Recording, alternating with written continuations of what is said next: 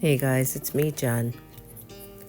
March 15th is International Long COVID Awareness Day, and I wanted to share my long COVID story with you guys. First, I caught COVID 3 times. First time was on Valentine's Day 2022. My husband and I hosted a wedding, and a guest came with COVID. I'm not sure if the guest was fully aware. He had it. Nonetheless, my husband and I caught it with a few other people, and that's when all hell broke loose, pretty much. Before I go further in, I wanted to state when I caught it again. That was second time I caught it was in November. I think it was November 12th of 2022, and then again in September 20th or something, 23rd, 2023. The first time I caught it, it was really hard. I felt like a freight train hit me.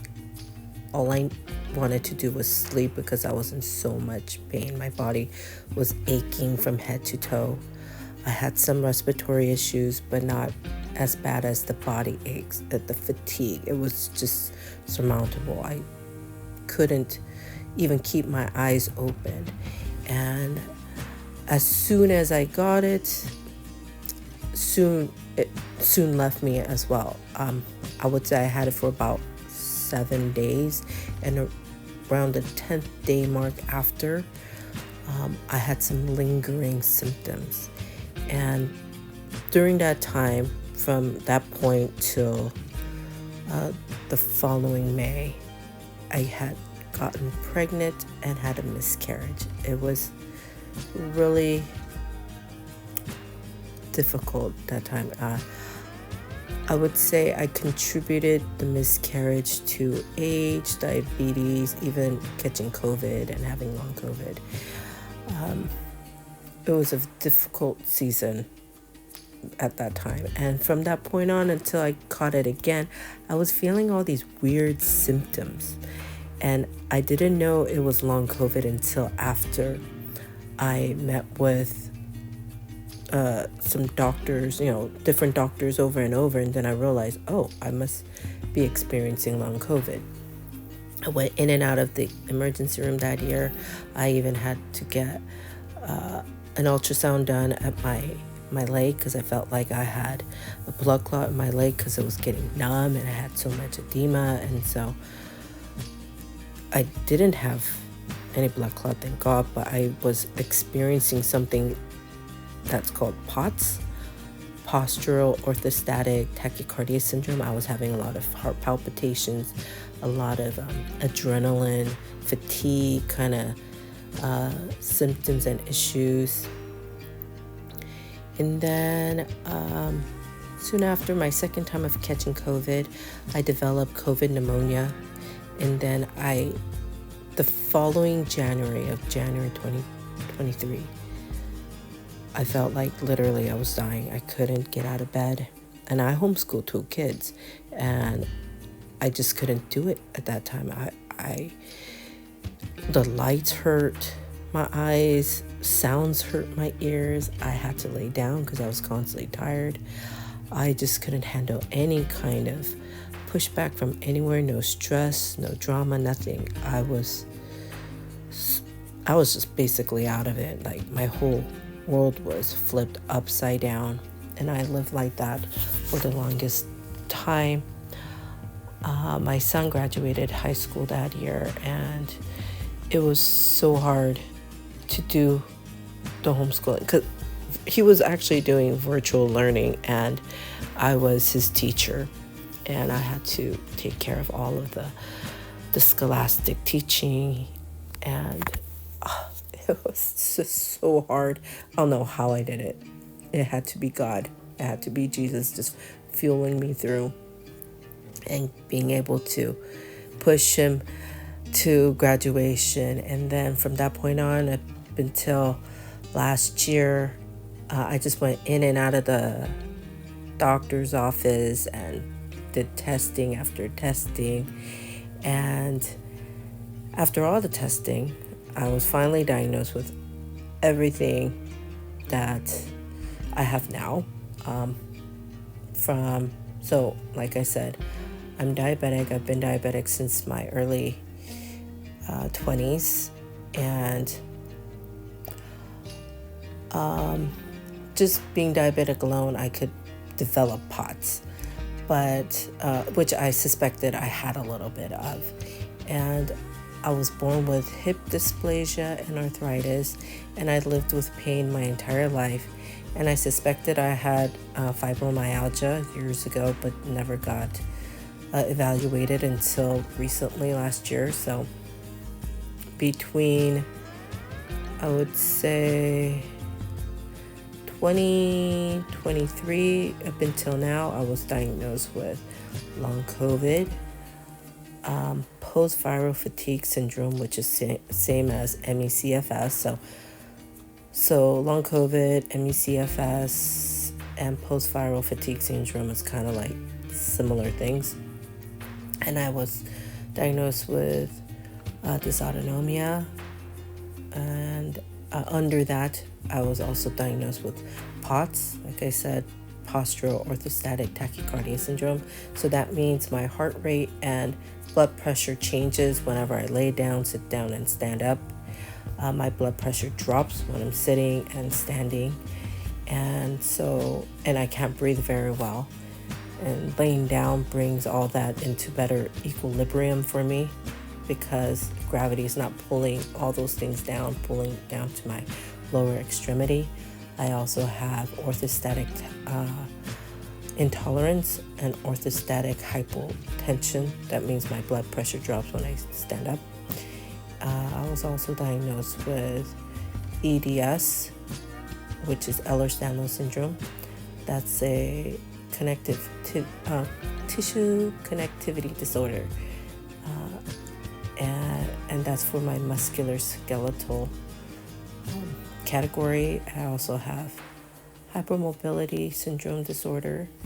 That's basically saying, you have joint issues as somebody who are double jointed. And I have small fiber neuropathy and fibromyalgia and obstructive sleep apnea, and I want to say a few more stuff, but with my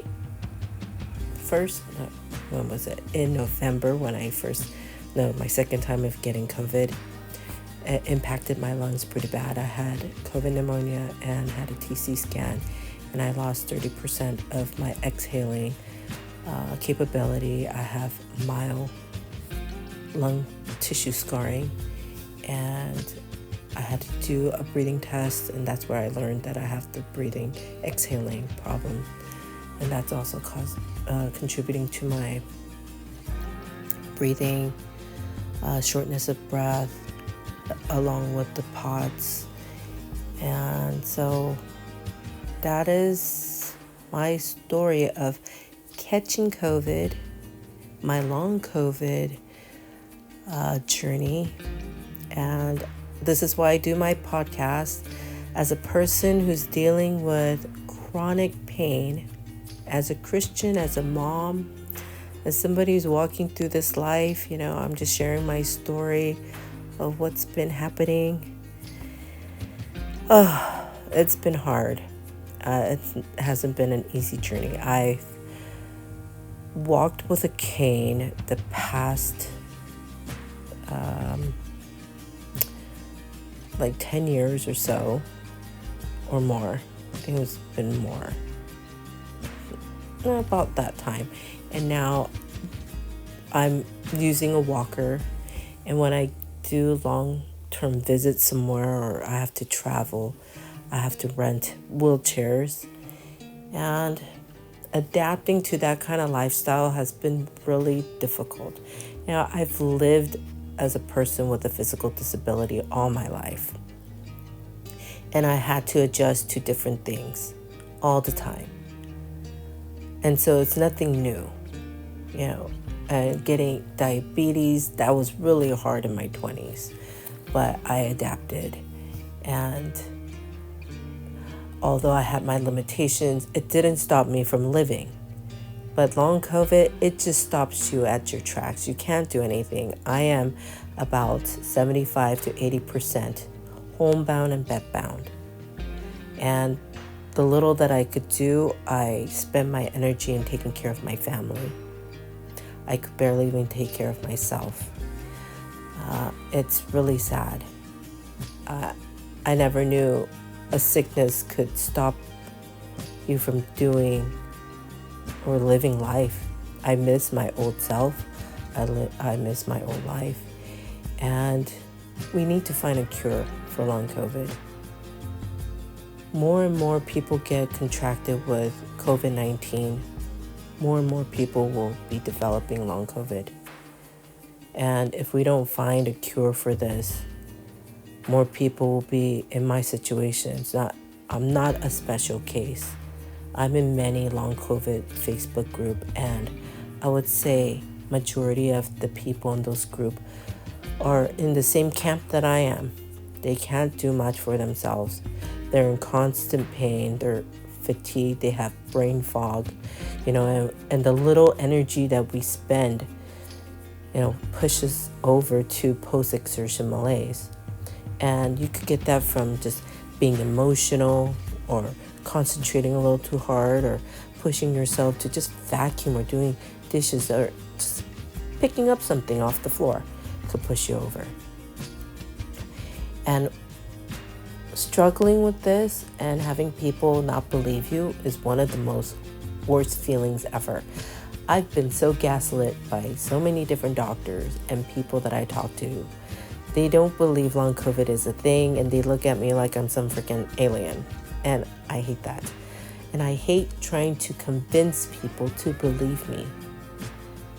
It's really disheartening. And frankly, it's really messed up. I don't want to sit there and convince somebody that the feelings and the symptoms that I have are valid and real. I'm like, especially if they're medical professionals, they should learn it themselves.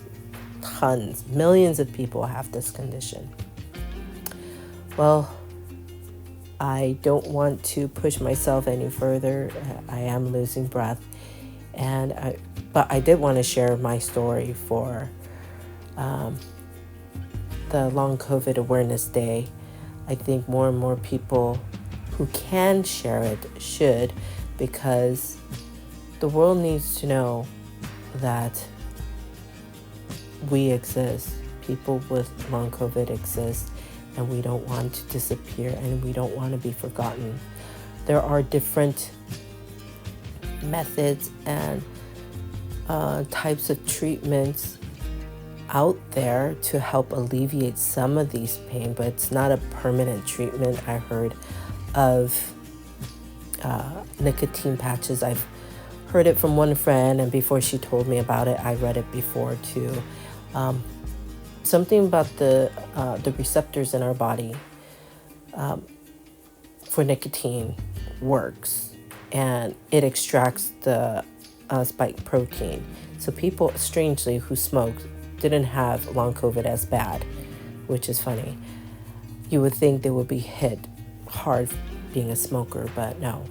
And there's like blood therapy where you could filter out your blood and your plasma and things like that to get rid of the anomalies in your bloodstream, to get rid of, the spike protein. But there might be spike proteins, fragments in your body, and so you don't really know, and you can't really extract it out of your body unless you do a whole transplant of your body or something. I don't know, I'm just being funny. But yeah, they said neokinase, like vitamin D and some other kind of therapeutic things can help with long COVID, but nothing really definite. And so if we could find a cure that will help us all, I know there's no magic pill, but if there was, my gosh, so many people will be better. But I am praying and I'm hoping that there is a cure for it all. I'm not asking to be 100% better. Heck, I'm not even asking for 50% better. I just don't want to be bedbound and stuck at home all the time. This is such a sad existence. And one thing that I prided myself with is teaching my kids and having a good mental, I can't even find the right words. So this is what I'm talking about, like brain fog.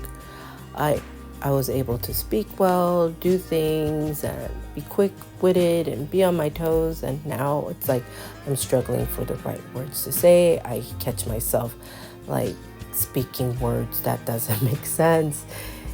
And it's scary. Sometimes I have to ask myself, and test myself. I'm like, make sure I'm not having a stroke or something if I feel tingly or numb or weird sensations happening.